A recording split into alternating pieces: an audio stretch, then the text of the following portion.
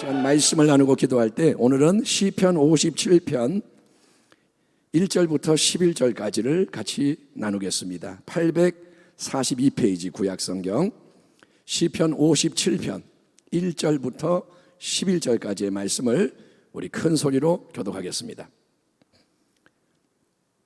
1절 하나님이여 내게 은혜를 베푸소서, 내게 은혜를 베푸소서. 내 영혼이 주께로 피하되 주의 날개 그늘 아래에서 이 재앙들이 지나가기까지 피하리이다. 2절 내가 지존하신 하나님께 부르짖으며 곧 나를 위하여 모든 것을 이루시는 하나님께로다. 그가 하늘에서 보내사 나를 삼키려는 자의 비방에서 나를 구원하실지라. 하나님이 그의 인자와 자비를 보내시리로다. 내 영혼이 사자들 가운데서 살며 내가 불사르는 자들 중에 누웠으니 그 사람의 아들들 중에라. 그들의 이는 창과 화살이요 그들의 혀는 날카로운 칼 같도다. 하나님이여 주는 하늘 위에 높이 들리시며 주의 영광이 온 세계 위에 높아지기를 원하나이다. 그들이 내 걸음을 막으려고 그물을 준비하였으니 내 영혼이 억울하도다. 그들이 내 앞에 웅덩이를 팠으나 자기들이 그 중에 빠졌도다. 하나님이여 내 마음이 확정되었고 내 마음이 확정되었사오니 내가 노래하고 내가 찬송하리이다. 내 영광아 깰지어다. 비파야 수금아 깰지어다. 내가 새벽을 깨우리로다. 주여 내가 만민 중에서 주께 감사하오며 문나라 중에서 주를 찬송하리이다. 무릇 주의 인자는 커서 하늘에 미치고 주의 진리는 궁창에 이르나이다. 같이 읽겠습니다. 하나님이여 주는 하늘 위에 높이 들리시며 주의 영광이 온 세계 위에 높아지기를 원하나이다. 아멘. 아멘. 오늘 저는 굴 속에서 다윗에게 일어난 일, 이런 제목으로 하나님 말씀을 나누기 원합니다. 오늘 우리가 봉독한 이 시편 57편에는 다시 한번 성경 본문을 보시면 1절 바로 위에 조그만 글씨로 제목이 붙어 있죠.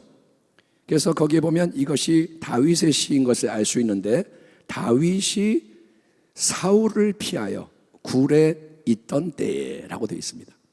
다윗이 사울을 피하여 굴에 있을 때에, 그러니까 이 시를 지었다, 이 정보가 제공이 됩니다. 여러분, 이새의 막내 아들 다윗은 목동 시절에 사무엘 선지자를 통해서 왕으로 지명되는 기름 부음을 받게 됩니다. 목동인데 어느 날 불려갔더니 기름을 부어주는 거예요. 예, 그래서 이후에 기름 부음을 받고 아버지 심부름으로 그 당시 군사로 뽑혀서 블레셋과 전쟁하고 있던 형들 문안을 갖다가 블레셋의 거인 장수 골리앗이 막 그냥 난동을 부리는데 아무도 안 나가니까 다윗이 나가서 골리앗을 처단합니다. 그리고 다윗은 민족의 영웅으로 급부상하는 거예요. 갑자기 다윗이 유명해졌어요.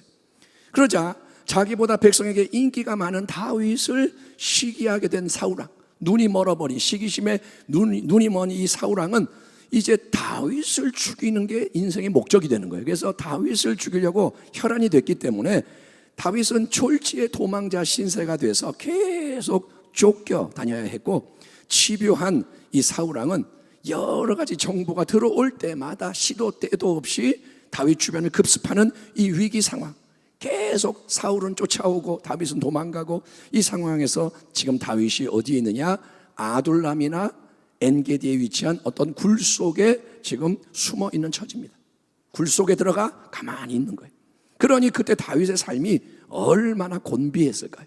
광야의 어떤 굴 속에 몇 명의 무리와 함께 들어가 있는 다윗, 얼마나 곤비했을까요? 오늘 본문을 보면 다윗은 시적으로 그가 당하고 있는 큰 위기와 고난을 표현을 하는데, 1절에서 그는 뭐라냐, 계속 나는 재앙들을 직면하고 있다 말합니다. 재앙이 밀려오고 있다. 또 3절을 보면 다윗을 집어삼키려 하는 원수들의 비방이 쏟아지고 있습니다.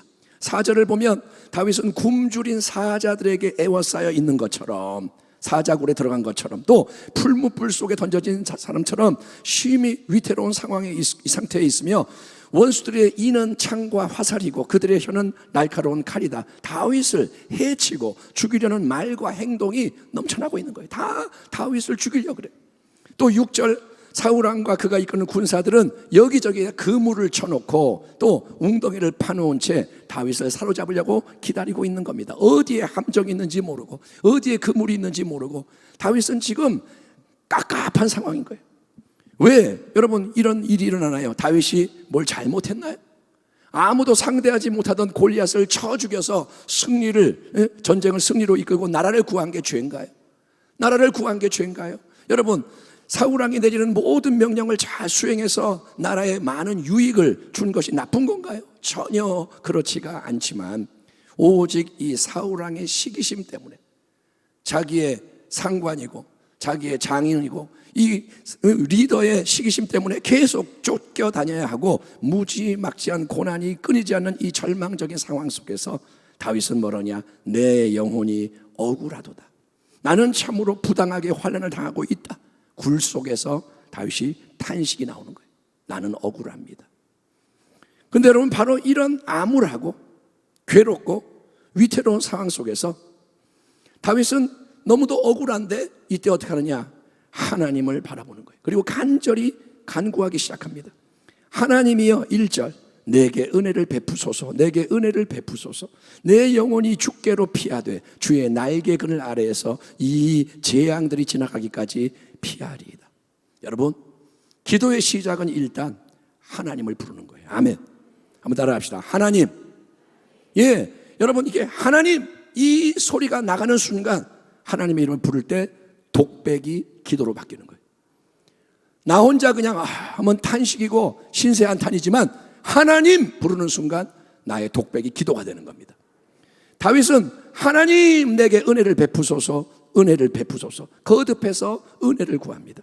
하나님, 내 몸은 지금 이름 모를 광야의 동굴 속에 숨어 있지만 하나님, 이 굴이 나의 피난처가 아닙니다. 이 굴 안에 있으니까 내가 안전한 게 아니고 내 영혼은 하나님의 날개 그늘 아래에서 보호받기를 원합니다. 다윗은 하나님께서 마치 어미새가 날개를 펴서 새끼를 덮어주는 것처럼 자기를 그분의 임재의 더 깊은 곳에 숨겨주시기를 구하는 겁니다. 2절과 3절, 내가 지존하신 하나님께 부르짖으며 곧 나를 위하여 모든 것을 이루시는 하나님께로다. 그가 하늘에서 보내사 나를 삼키려는 자의 비방에서 나를 구원하실지라. 하나님이 그의 인자와 진리를 보내시리로다. 간구가 계속되면서 다윗은 하나님을 그냥 하나님 이렇게 부르는 게 아니라 지존하신 하나님, 즉 전능하신 주권자 하나님으로 고백하는 거예요. 지존, 가장 높은 하나님, 주권자 하나님. 그리고 그 지존하신 하나님이 바로 나를 위해서 모든 것을 이루시는 하나님, 즉 나를 아시고 나를 사랑하시고 나를 위해 역사하시는 하나님이라고 선언하는 겁니다. 아멘. 여러분, 다윗은 지금 하나님의 능력을 믿습니다. 지존자, 그리고 하나님의 사랑을 믿는 거예요. 나를 위해 하신 하나님. 여러분, 하나님의 능력과 하나님의 사랑에 대한 인식이 연결이 돼야 기도에 힘이 더해지는 거예요. 만약에 하나님의 능력이 아무리 많은 지존자라도 그분이 나를 사랑하지 않으면 도움을 받을 수가 없습니다. 예, 저기 권세자가 있는데 나하고 상관이 없어요. 나를 사랑하지 않아. 그러면 안 도와주죠. 반대로 하나님이 아무리 나를 사랑해도 그분이 능력이 없으면 역시 나를 도와줄 수가 없겠죠. 그러나 다윗은 지존하신 그 하나님이 나를 위해 모든 걸 이루시는 하나님이다. 아멘. 이렇게 말하면서 하나님, 하늘에 계신 하나님이 하늘로부터 내게 인자와 진리를 보내주셔서 나를 구원해 주세요. 하나님의 인자하심, 하나님의 신실하심이 역사에서 나를 하나님 구원하기 위해 하나님 개입해 주세요. 그렇게 믿습니다. 도와주세요. 다윗은 간절히 부르짖고 있는 것입니다. 그랬더니 여러분, 이제 어떤 일이 일어나느냐? 7절 8절을 보니까 그렇게 간절히 고난 가운데 기도했던 다윗의 이 마음에는 마치 하늘을 까맣게 덮고 있던 먹구름이 물러가고 태양이 비치는 것 같은 놀라운 새 역사가 일어나게 됨으로써 이제 이런 새로운 고백이 터져나오게 됩니다. 7절 8절, 하나님이여, 내 마음이 확정되었고 내 마음이 확정되었사오니 내가 노래하고 내가 찬송하리이다. 내 영광아 깰지어다. 비파야 수금아 깰지어다. 내가 새벽을 깨우리로다. 아멘. 여러분, 어두운 굴 속에 숨어있던 다윗, 아마도 그는 밤새도록 계속 기도했던 것 같아요. 밤새도록 하나님 하나님 헐떡거리며 기도를 했는 것 같은데, 그런데 새벽 무렵에 다윗의 마음속에는 모든 번민과 혼돈이 사라지고 반석같이 중심이 딱 잡히는 확정됨의 역사가 일어나게 되는 겁니다. 내 영혼이, 내 마음이 확정되었사오니. 아멘. 다윗이 갑자기 외치는 거예요. 하나님, 내 마음이 확정되었습니다. 내 마음이 굳건해졌습니다. 수영을 못해서 물속에서 살려주세요 허우적대고 두려워하는 사람의 발이 만약에 땅에 딱 닿게 되면 더 이상 허우적대지 않고 일어설 수가 있습니다. 수영을 못해가지고 와 그런데 발이 땅에 닿았어요. 그러면 허우적대지 않고 이제 일어설 수가 있고, 그러면 안전하고 평안해지는 거예요. 좀 전같이 나 죽는구나 그러다가 발이 땅에 딱 닿으면 이제는 마음이 편안해지는 거예요. 바로 그런 확정됨의 역사, 든든히 세워지는 역사가 다윗의 마음에 일어나게 되었고, 그래서 다윗의 입에서는 이제 찬송이 본물처럼 터져나오기 시작합니다. 내가 노래하고 내가 찬송하리다. 내 영광아 깰지어다. 비파야 수금아 깰지어다. 내가 새벽을 깨우리로다. 아멘. 다윗처럼 간절한 기도가 뜨거운 찬양으로 바뀌는 것을 경험하는 저와 여러분 되기를 축원합니다. 간구가 찬양이 되는 거예요.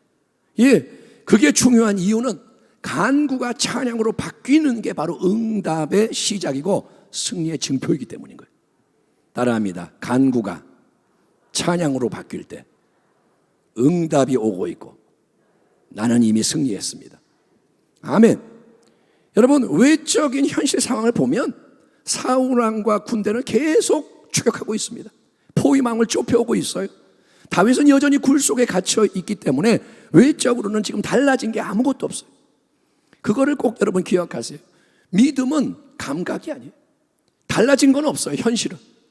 하지만 외부의 현실, 사울왕의 이 문제가 바뀌기 전에 먼저 마음이 확정되는 거예요. 속이 바뀌는 거예요. 아멘. 기적은 속에서 일어나는 거예요. 예, 마음이 확정되어 굳건하게 서는 게 믿음의 새 역사고, 그렇게 하늘의 평안이 마음을 채우고 깊은 찬송이 속에서부터 터져 나올 때 눈앞의 환경에도 여러분 변화가 일어나게 되는 것입니다. 바울과 실라가 빌립보 감옥에서 한밤중에 찬양했던 걸 생각해 보십시오. 매를 맞고 착고에 채워져서 감옥에 들어가 갇혔는데 찬양을 하는 거예요. 마음이 찬양하는 마음인 거예요. 그랬더니 옥문이 열리고 착고가 풀어지고 감옥에서 해방이 되고 복음이 전파되고 간수장의 온 가족이 구원받는 새 역사가 일어난 것처럼. 아멘. 찬양이 뭐냐? 변화의 시작인 거예요. 하나님은 믿음의 기도와 찬양이 넘쳐날 때 친히 개입하시는 것을 믿으시기 바랍니다. 지금 우리도 마찬가지. 교회가 어렵고 나라가 어렵고 나 삶도 어렵고 여러 가지 현실은 압박이 오지만 말씀과 기도와 찬양이 넘쳐날 때 하나님이 새 일을 행하신다는 겁니다. 여러분, 기도하고 찬양하면서 다윗도 그렇습니다. 하나님이 행하시는 새 일을 확신하고 이제 이렇게 고백합니다. 그들이 내 걸음을 막으려고 그물을 준비하였으니 내 영혼이 억울하도다. 그들이 내 앞에 웅덩이를 팠으나 자기들이 그 중에 빠졌도다. 자기들이 그 중에 빠졌도다. 하나님은 모든 거 보고 계시는 거예요. 알고 계세요. 그리고 하나님은 심는 대로 거두게 하시는 공의 하나님이십니다.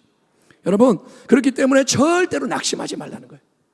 악인들의 형통을 부러워하지 말고 세상이 이렇게 간다고 두려워하지 말고 하나님이 계시다 이거예요. 예, 낙심하지 말고 하나님을 신뢰하는 거예요. 누가 뭐래도 신뢰하고 나가는 거, 그게 바로 내가 절대로 이길 수 없는 상황에서도 승리를 얻는 유일한 방법임을 명심하시고. 아멘. 기도를 멈추지 마라. 찬양을 멈추지 마라. 예배와 순종을 멈추지 마라. 믿음으로 좋은 거를 계속 심으며 전진하는 주의 백성 되기를 축원합니다. 세상 바라보지 마세요. 따라가지 마세요. 섞으면 지는 거예요. 세상 거 집어넣으면 지는 거예요. 우리는 순전한 믿음으로 살아야 되는 거예요. 문제의 상황 속에서 기도하던 다윗, 마음이 확정되고 찬양하는 자로 변화가 됩니다. 그런데 오늘 이 시간에 우리가 끝으로 특별히 주목해야 하는 부분이 뭐냐면 다윗이 찬양하는 그 내용인 거예요. 다윗이 뭘 찬양하느냐? 다윗은 사울왕 때문에 고통을 당하던 중에 하나님의 은혜로운 도우심을 확신하게 됩니다. 아, 하나님이 도와주시는구나. 하나님이 이제 그들의 웅덩이에 그들이 빠지게 하시고 이제 하나님이 도와주시는구나 확신합니다. 하지만 다윗은 단순하게 하나님, 내가 위기에서 건짐받게 되니까 찬양합니다. 내가 은혜를 받아서 도움을 얻으니 감사합니다. 개인적인 차원에서만 찬양하고 감사하고 끝나는 게 아닙니다. 여러분, 오늘 본문 끝에 보면 9절에서 11절, 주여 내가 만민 중에서 주께 감사하오며 뭇 나라 중에서 주를 찬송하리이다. 무릇 주의 인자는 커서 하늘에 미치고 주의 진리는 궁창에 이르나이다. 하나님이여, 주는 하늘 위에 높이 들리시며 주의 영광이 온 세계 위에 높아지기를 원하나이다. 아멘. 지금 다윗의 몸은 여전히 사울왕의 추격을 받고 있고 깜깜한 굴 속에 숨어 있습니다. 다윗은 지금 굴 속에 갇혀 있는 자입니다.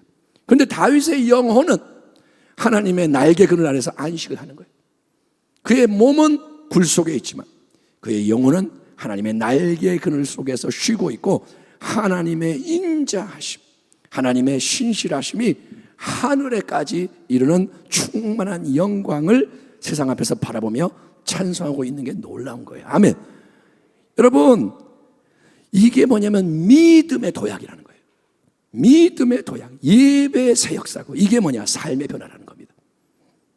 굴 속에서 온 세상을 바라보는 거예요.